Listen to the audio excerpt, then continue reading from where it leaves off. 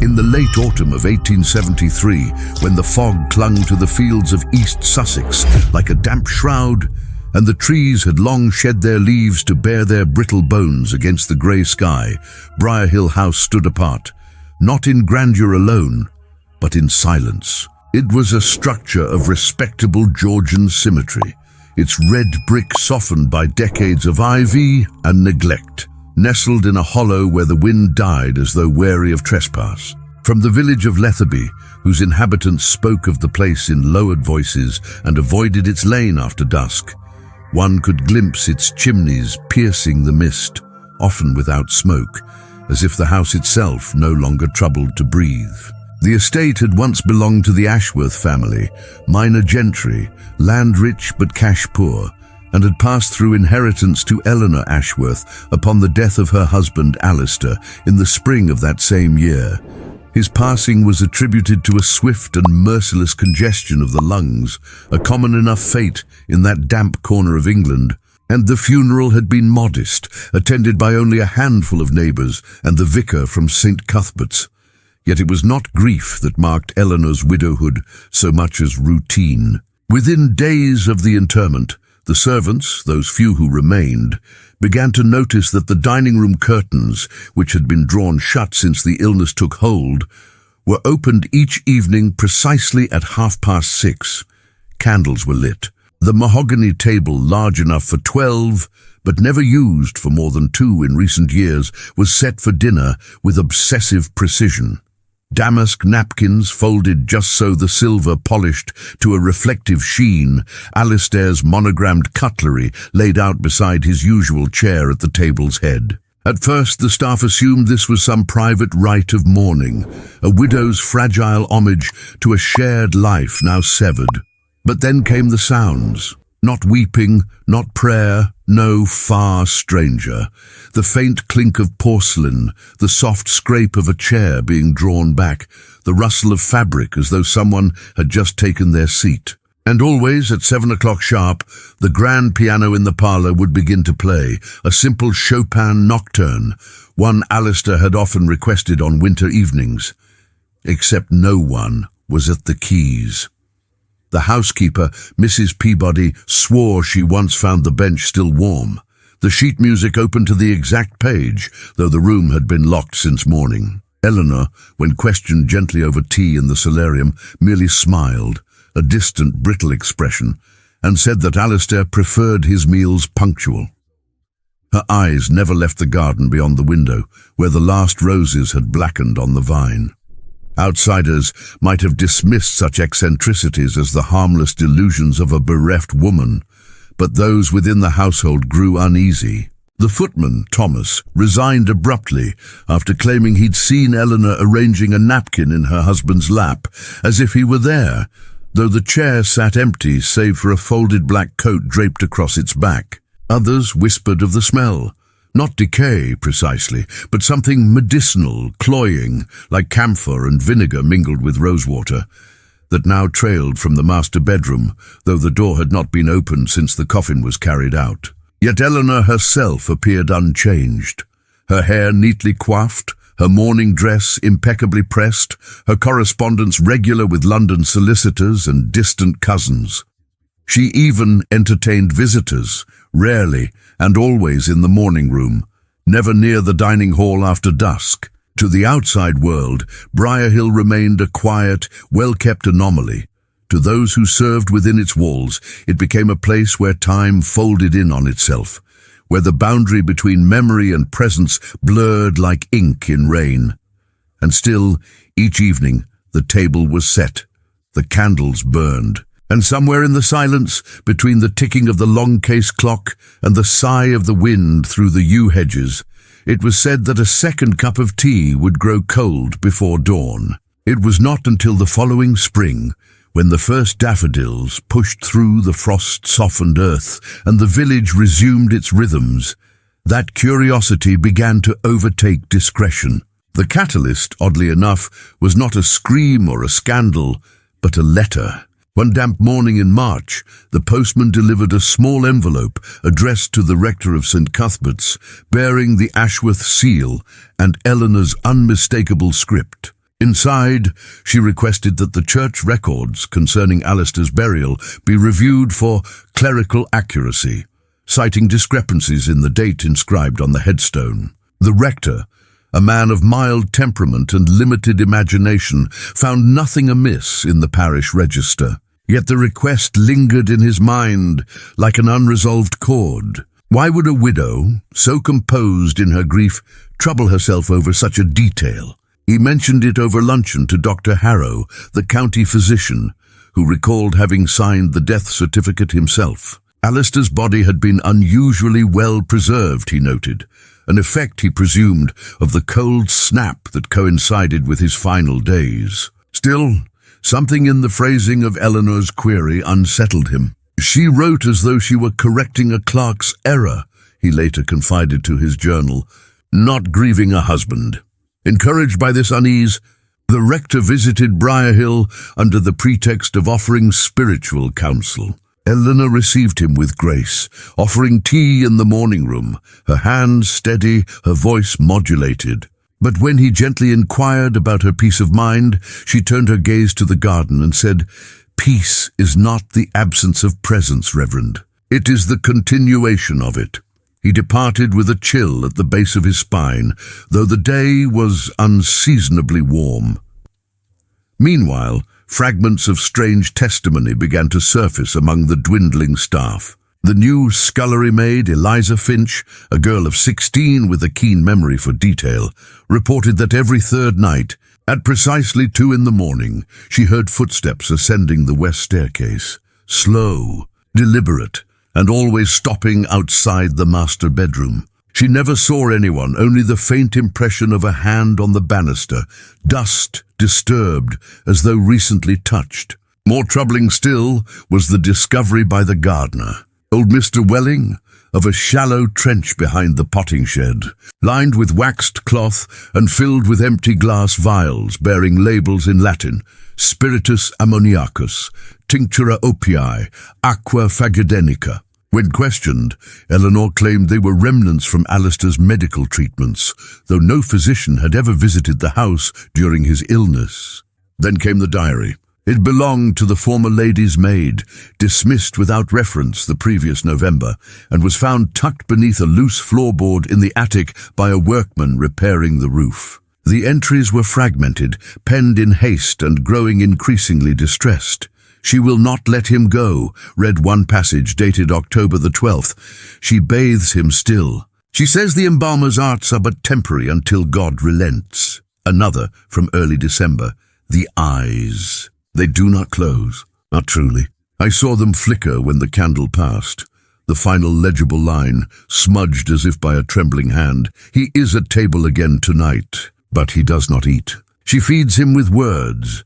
These accounts, taken singly, might have been dismissed as the fancies of overwrought servants or the melancholia of isolated women. But taken together, and corroborated by the curious absence of any undertaker's invoice in the household ledgers, despite the undeniable fact of a funeral, they formed a pattern too precise to ignore. No coffin had been ordered from the village carpenter. No burial shroud purchased from the draper. The only record of interment existed in the church register and the headstone in the cemetery, a stone Eleanor herself had commissioned. Its inscription oddly vague: Eleanor Ashworth, beloved, 1831-1873. No epitaph. No rest in peace, as if she refused even that final punctuation. By May, the whispers had reached Lewis, and from there London. A correspondent from the Morning Chronicle, researching peculiar cases of posthumous domesticity, sent a discreet inquiry. Eleanor's reply was courteous, firm, and final. "My household requires no inspection. My husband's rest is undisturbed." Yet the correspondent, one Edmund Vale, would not be so easily turned aside. He began collecting affidavits, quietly, methodically, and within weeks had assembled a dossier that read less like gossip and more like evidence. In it he noted a recurring motif, the sound of a man coughing softly in the library at midnight, the smell of pipe tobacco in rooms sealed for months, and always, every evening without fail, the clink of silverware against china, as though a second diner savoured each course in silence.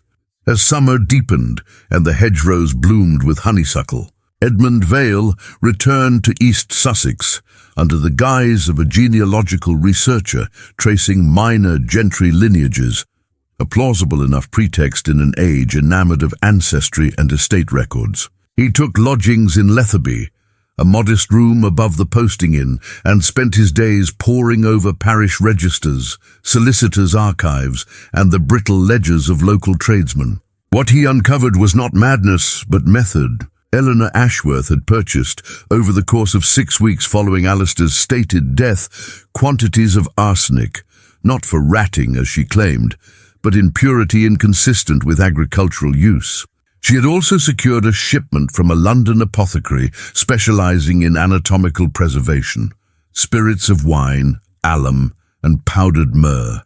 All items catalogued under domestic remedies, but known in medical circles as components of arterial embalming fluids. More tellingly, no death notice had ever been filed with the Registrar General's office in Lewes, a legal omission so grave it bordered on criminal, yet one that had gone unnoticed in the bureaucratic haze of rural administration. Vale cross-referenced burial records and found that while a plot had indeed been consecrated in St. Cuthbert's churchyard under Alistair's name, no body had been interred there. The sexton, when pressed with a discreet payment and greater discretion, admitted the grave contained only a sealed lead casket filled with river stones, a common practice, he claimed, when the deceased is lost at sea or otherwise unburied, though Alistair had died in his own bed. Vale's inquiries grew bolder. He interviewed former servants who had fled Briarhill, now scattered across neighbouring counties. Their testimonies, though tinged with fear, aligned with unnerving consistency. Alistair's body, they said, had never left the house. It had been taken not to the undertaker's parlour, but to the cellar, a cool, stone-walled chamber rarely used since the Napoleonic Wars, and there, under Eleanor's direction, prepared with meticulous, almost surgical care. She refused professional help, dismissing the local embalmer when he arrived with his instruments. She said God had given her hands, one maid recalled, and that was enough. The body, preserved through methods she must have researched in forbidden texts or inherited from some obscure branch of the family, was subsequently moved, not to a coffin, but to a specially reinforced wardrobe in the master bedroom, lined with zinc and cedar. Each evening, according to the cook's testimony before her sudden departure, Eleanor would dress the figure in Alistair's evening attire, brush its hair, adjust its cravat and escort it, gently, reverently, down the grand staircase to the dining room, where it would be seated with a cushion at its back to maintain posture. Meals were served as before: roast pheasant, braised endive, claret from the 61 vintage. Eleanor would speak to him throughout, recounting village news, reading aloud from the Times, sometimes pausing as if awaiting a reply. She never ate much herself, said the footman who lasted longest, but she always ensured his plate was full. These accounts, though chilling, lacked physical proof until Vale gained access to the Briarhill estate ledgers through a sympathetic clerk in the Ashworth family's London solicitor's office. Buried among invoices for coal and linens was a single, anomalous entry: custom upholstery, mahogany frame reinforcement, padded support mechanisms, 2210s. The receipt bore the mark of a London firm that specialized in theatrical mannequins and museum displays, not domestic furniture. Vale confronted the firm's proprietor, who confirmed the order: a life-sized articulated seating apparatus designed to support a human form in a natural, upright position for extended periods. The lady insisted it be seamless, the man whispered, glancing over his shoulder. Said it must look as though the gentleman were merely resting. Vale's notes from this period grow increasingly introspective. He writes of sleepless nights, of hearing phantom footsteps in his inn-room, of catching reflections in windows that do not match the figure standing before them. He begins to question whether he is documenting a crime, a delusion, or something that defies both categories. Yet he presses on, driven by a historian's hunger for truth and a deeper, unspoken dread that if Eleanor's devotion could hold death at bay, then perhaps death was not the end we suppose, but a threshold one might refuse to cross. And if so, what else might linger in the spaces between? By autumn, Vale's obsession had taken root like ivy in the mind's architecture, tightening with every unanswered question. He ceased sending dispatches to his editor. The story was no longer journalistic, it had become personal. He spent hours in the Sussex County archives, tracing the Ashworth line back through generations, and there, in a box of mildewed correspondence from 1798, he found it, a letter from Eleanor's great-aunt, Margaret Ashworth, a woman rumoured to have dabbled in natural philosophy beyond the bounds of polite science. The soul, she wrote to a confidant in Edinburgh, does not abandon the body at the cessation of breath, but lingers in the chambers of affection, tethered by love or regret. To sever that cord prematurely is cruelty, to strengthen it, divine defiance. The letter concluded with a description of a preservative rite involving camphor, prayer, and the nightly presence of the beloved, a practice dismissed at the time as the ravings of a spinster, yet now echoing with dreadful symmetry in Eleanor's conduct. Vale copied the passage meticulously, his hand trembling not from cold, but from recognition. This was no isolated madness. It was inheritance, a tradition of grief so profound it sought to rewrite the laws of nature not through spectacle, but through ritual domesticity, the most intimate form of resistance against oblivion.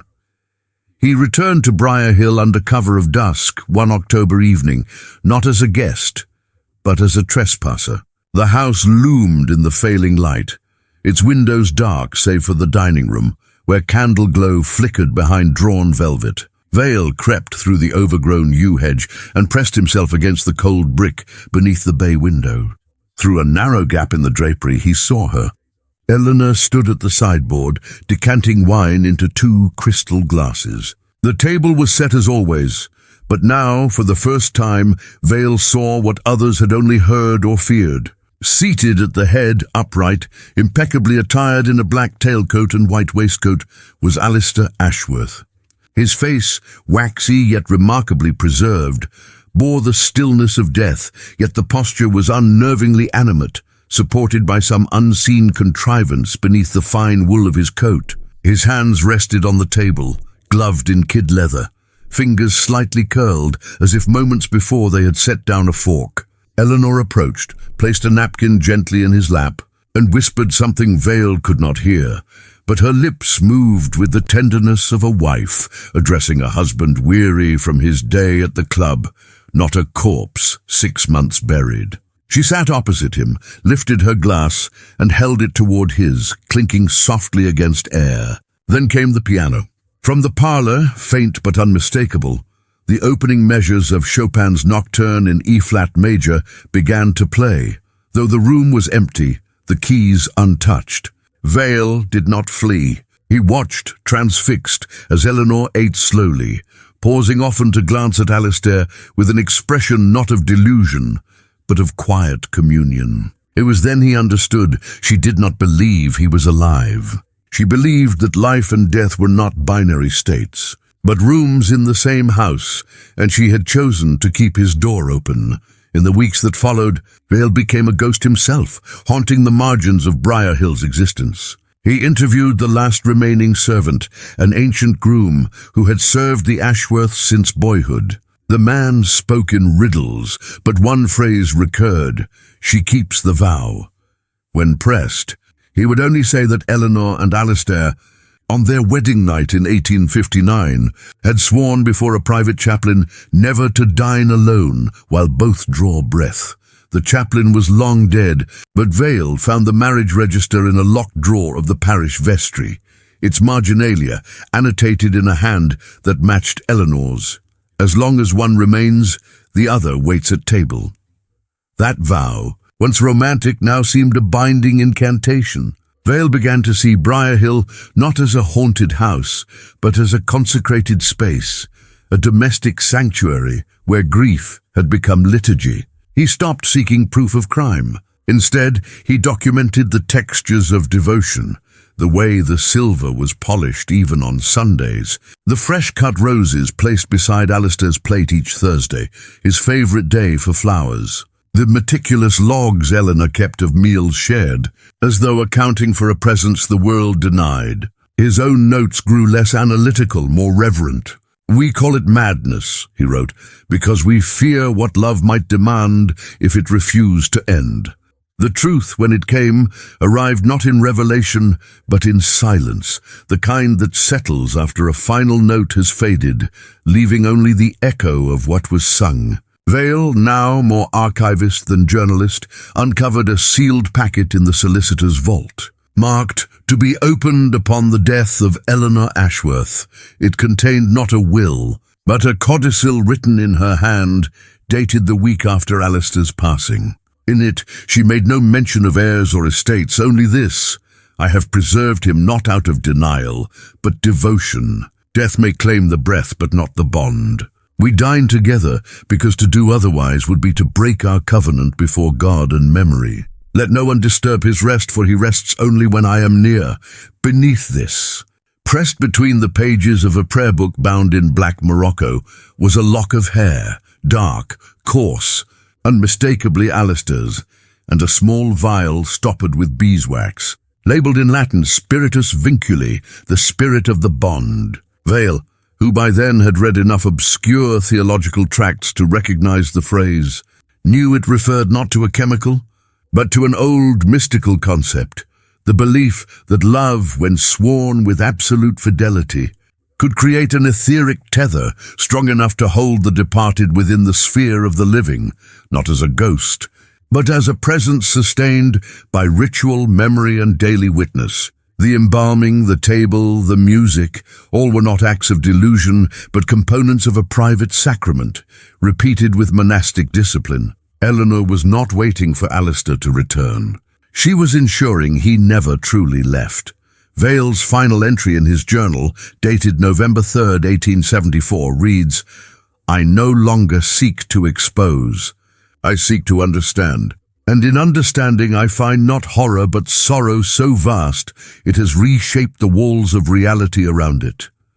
He never published his findings. Instead, he returned to London and quietly resigned from the press, taking up a post at the Royal Historical Society, where he catalogued forgotten estates and vanished lineages. Yet Briarhill never left him. Years later, colleagues would recall him pausing mid-sentence during lectures, as if listening to something distant, a faint clink of cutlery perhaps, or the hush of silk brushing against mahogany. Eleanor outlived him by 2 decades, dying in 1895 at the age of 83. She was found in the dining room, slumped in her chair, her hand resting atop Alistair's gloved fingers. The servants, long accustomed to the household's rhythms, did not scream. They simply closed the curtains, extinguished the candles, and left the table set for 2 one final time. When the estate was cleared, by order of distant cousins who had never visited, the body of Eleanor Ashworth was discovered in the master bedroom wardrobe. Seated upright, perfectly preserved, dressed in evening wear, a single dried rose pinned to his lapel. No cause of preservation could be determined. The coroner noted only remarkable condition and listed the death date as 1873. Both were buried together in St. Cuthbert's, their names carved on a single stone, and yet the villagers say that on still nights in late autumn, when the mist curls around the gables of Briarhill, now shuttered, its gardens gone wild, the dining room window glows faintly gold, and through the glass 2 figures can be seen seated at table, motionless, facing one another in the candlelight.